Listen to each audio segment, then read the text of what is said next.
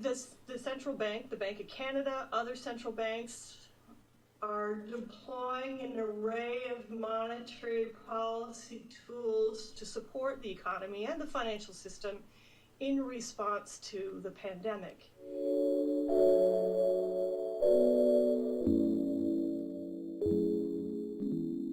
Our focus must be on the macroeconomy to support sustainable growth and price stability. In the current context, coming out of such a severe hit to jobs and to economic activity, the bank must keep its eye on the ball. Fortunately, there are many other policies that are well suited to deal with sector-specific issues. All of this just highlights the challenges of policy coordination, and it also highlights the importance of central bank independence. The central bank, the Bank of Canada, other central banks are deploying an array of monetary policy tools to support the economy and the financial system in response to the pandemic. The bank has been very clear that our efforts, including quantitative easing, are in support of our monetary policy objectives, including quantitative easing. Hey guys, thanks for tuning in. I took a look at this item a couple days ago and posted it on my Twitter. That's the Bank of Canada Monetary Policy Workshop. That's taking place today and I think tomorrow, but I just figured I'd tap you guys in as well. Now, what she just said was including, and that could only mean that there are more than quantitative easing. There are more tools at their disposal that they can use outside of quantitative easing. And now the question you may ask is, what is quantitative easing? So I decided, if anything, it's probably a good idea to do this. I just went on to Investopedia.com and I searched quantitative easing. Quantitative easing is a form of unconventional monetary policy in which a central bank purchases long-term securities from the open market in order to increase the money supply and encourage lending and investment. Now, in theory, this seems like a noble cause. It makes sense, and it's actually probably the best form of action that central bank or central banks and governments work in conjunction. But sure, a central bank can utilize to normalize or stabilize an economy. The caveat is this particular sentence here. In order to what? Increase the money supply. Now, one thing that's important to understand is if the money supply is increased for an extended period of time, it will result in a devaluation or a weakening of our purchasing power.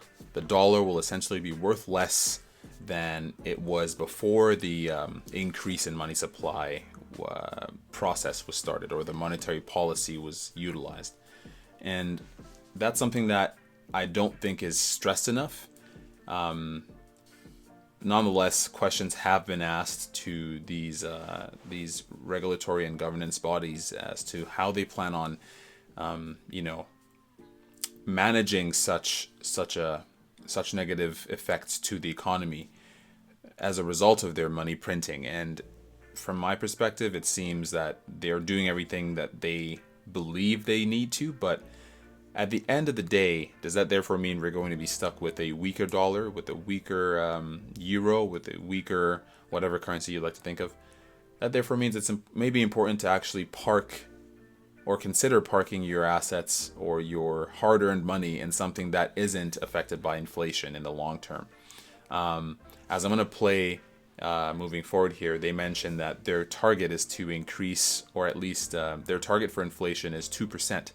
Does that therefore mean maybe you might want to at least put 2% of your income into something that is counter-inflationary? I don't know. That's up to you to make a decision for yourself. But I thought it was rather, obviously it's rather timely. It makes sense that we are discussing these kinds of items right now because, this is the time to discuss them. And they are subtly inching on the use of tools that are more effective than quantitative easing. And that only raises my eyebrows in that, is it anything to do with digital assets? I guess only time will tell. But I'm just going to play this on, and hopefully you guys get a better understanding as to what they plan on discussing within this monetary policy workshop. And we'll go from there. If anything does come up, I'll make sure to post a video about it, and if anything of interest comes up is what I mean to say. But don't forget to hit that notification bell for any time I make a post, like and subscribe, and I will catch you guys on the next one. So we plan to publish a report on what we've learned sometime this fall. Today we want to hear your comments and advice so we can make sure that the evidence that we bring to bear is robust and it's thorough. But before we begin the day, I'd like to reflect on the early impressions of how well the current monetary policy framework has served us during the pandemic. First, the fact that we have a clear and simple framework is golden. We have a clear target, that's 2% inflation, and that means that businesses and families know what we aim to achieve with our actions. Central banks, especially these days, need to be transparent. Our inflation target is 2%, and it's defined in terms of the annual consumer price index, and it's simple to see if we've done our job well or not.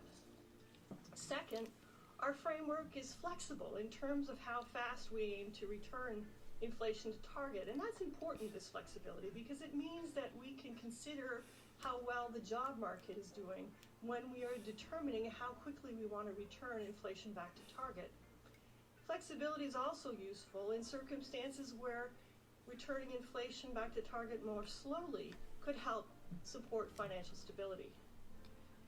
Third, I'm struck by how far we've all come in our understanding of the limits of monetary policy to solve all problems.